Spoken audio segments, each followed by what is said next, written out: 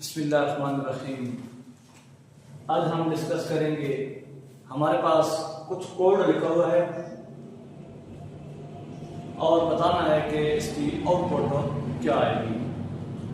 ये जो है ऑपरेटर के हवाले से है, हमने मुख्तलिफ ऑपरेटर को यूज किया है, तो वो ऑपरेटर कैसे वर्क करते हैं इनके मुतालिक एक वीडियो मैं ऑलरेडी बना चुका हूँ। तो आज उसके रिलेटेड मैं एक एग्जांपल लेके आया हूं ताकि ये कंसेप्ट अच्छे से क्लियर हो जाए। देखें, हमारे पास ये एक कोड है, वो कहता है कि इसकी आउटपुट क्या आएगी। हमने इसकी आउटपुट बतानी है। एक वेरिएबल है इंट डेटा टाइप का।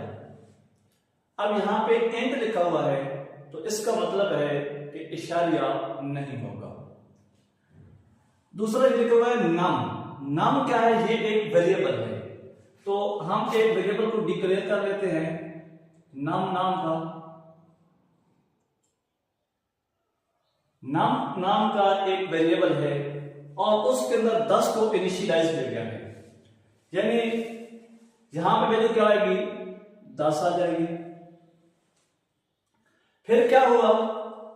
कहता है नम प्लस इक्वल 5, यानी इस स्टेटमेंट का क्या मतलब है? इस स्टेटमेंट का मतलब ये है कि जो आपके पास वेरिएबल है ना, आप इसको यूं भी ले सकते हैं नम प्लस 5।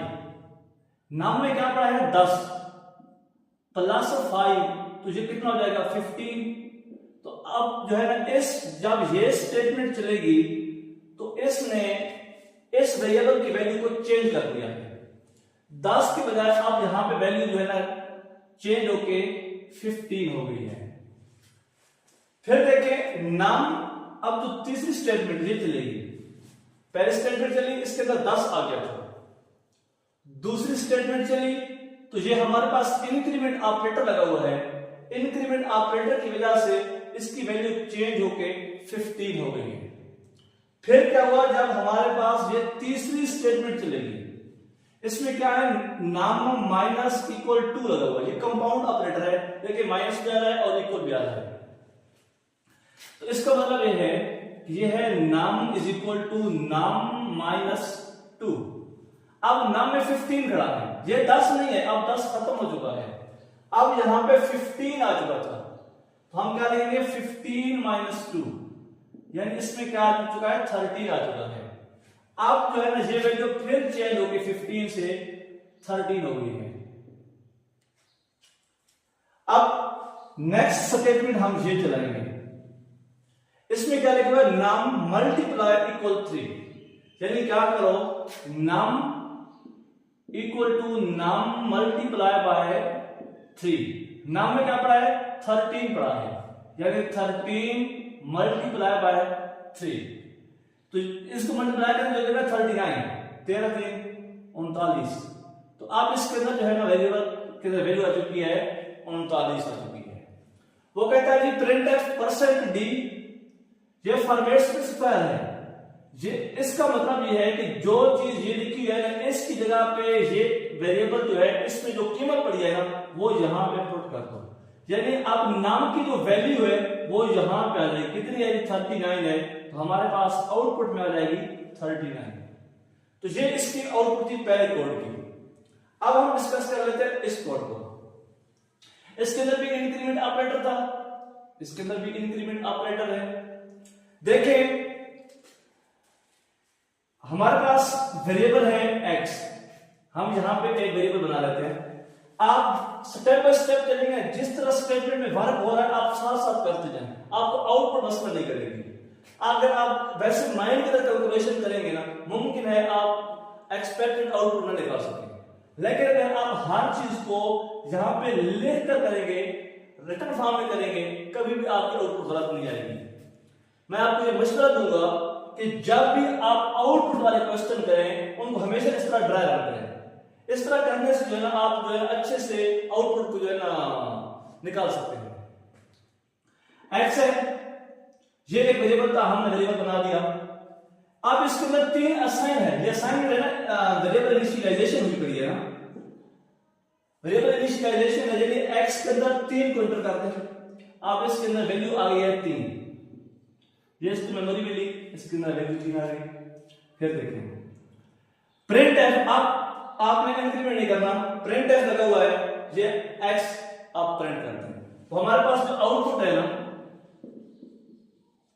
आउटपुट आ जाएगी 3, ये भी हमारी ये लाइन भी चल गई। इसमें देखें प्रिंट एफ है, मतलब फिर आउटपुट दिखाने प्रिंट एफ फंक्शन लगा हुआ है ना, प्रिंट एफ फंक्शन क्या बता रहा है, कोई चीज स्क्रीन पे प्रिंट करने के लिए जो फंक्शन यूज होता है ना, वो प्रिंट एफ होता है सी के अंदर, यानी प्रिंट एफ का मतलब है चीज को स्क्रीन पे प्रिंट करें। प्रिंट एफ जो है ना मुखाफफ किसका है, प्रिंट ऑफ फॉर्मेटेड। अब देखें यहां पे लिखा हुआ है x प्लस प्लस, क्या मतलब है जी, पहले x की वैल्यू इसको असाइन कर दो, x में क्या पड़ा है 3, तो पहले 3 इसको दे दो, ये आउटपुट में चला जाएगा। उसके बाद लगा हुआ है प्लस प्लस, यहां पे पोस्ट फिक्स लगा हुआ है, एक होता है प्री फिक्स और एक होता है पोस्ट फिक्स। अब ये प्लस प्लस लगा हुआ है, क्या मतलब है कि x की वैल्यू को 1 इंक्रीज कर दो। अब आउटपुट के अंदर तो ये लाइन में चल चुकी थी, x पहले था, ये x चल गया है, इसकी वैल्यू इधर आउटपुट में आ गई है, फिर क्या हुआ प्लस प्लस करो, अब वैल्यू को 3 से 4 कर दो, यानी x प्लस प्लस है। इसका मतलब क्या है, इसका मतलब यह है कि अब वैल्यू इसकी इंक्रीज करेंगे, वैल्यू इंक्रीज बाद में करते हैं और x की आउटपुट पहले आएगी, क्योंकि ये पोस्ट फिक्स इंक्रीमेंट है। पोस्ट फिक्स का मतलब क्या है, पहले वेरिएबल को वैल्यू दे दें बाद में चेंज करें। अब हमारे पास वैल्यू x की 4 हो गई है और जो दो स्टेटमेंट हमारी चल गई। अब लास्ट स्टेटमेंट क्या है, प्रिंट एफ है, फिर हमने प्रिंट करना है, क्या है जी देखिए प्लस प्लस है, क्या मतलब कि अब हमें प्री फिक्स है, यानी पहले वैल्यू को इंक्रीज करें, पहले वैल्यू क्या थी 4 थी, वैल्यू क्या हो गई 5, उसके बाद x लगा हुआ है, तो आप वैल्यू को इसको आसान कर दो, यहां पर आ जाएगा 5, तो ये आपके आउटपुट आ जाएगी इस कोड की। इसको देखें int i is equal to -5 है, यानी आपका एक वेरिएबल पड़ा है -5 इसके अंदर पड़ा है।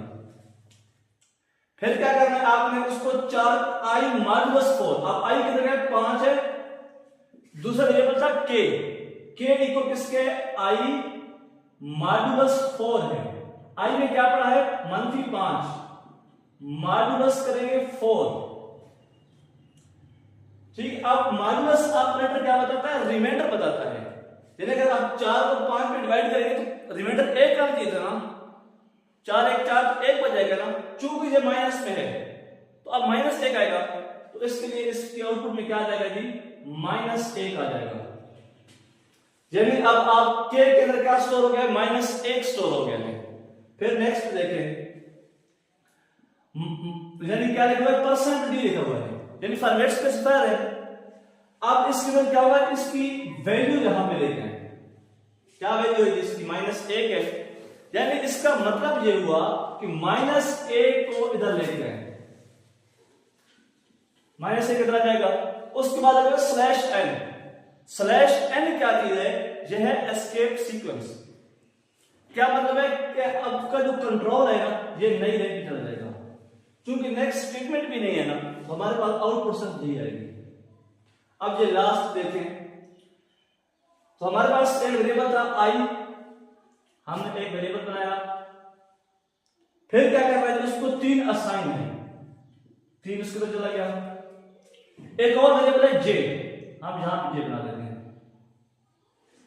अब j में क्या है जी i प्लस प्लस है, यानी क्या मतलब है कि i की जो वैल्यू है ये j को पहले दे दो, यानी i को लिखा है 3 पहले j को दे दो, देने के बाद i की वैल्यू को इंक्रीज कर दो, 3 से क्या करता हूं 4 कर दो, i की वैल्यू 4 हो गई। अब देखें नेक्स्ट स्टेटमेंट, इस पे आ जाएगा, इसमें एक और वेरिएबल है k नाम का, हम एक नाम k का वेरिएबल बना देते हैं, उसमें क्या है प्लस प्लस आ गया, यानी i की वैल्यू को पहले इंक्रीज करो, 4 है 5 करो, उसके बाद ये वैल्यू k को दे, k की तरह अब 5 चला जाएगा। अब आउटपुट बता दिया जी, पहले क्या है %d, तो पहला i इस %d को जाएगा, तो i में क्या पड़ा है 5 पड़ा है, तो ये 5 आ जाएगा। उसके बाद लिखोगे जे, यानी दूसरे पर्सन डी के लिए जे में क्या पड़ा है 3 पड़ा है। फिर आपके पास तीसरा पर्सन डी पड़ा है, उसमें जे किया जाएगा, के में 5 पड़ा है, तो ये आपके आउटपुट आ जाएंगे।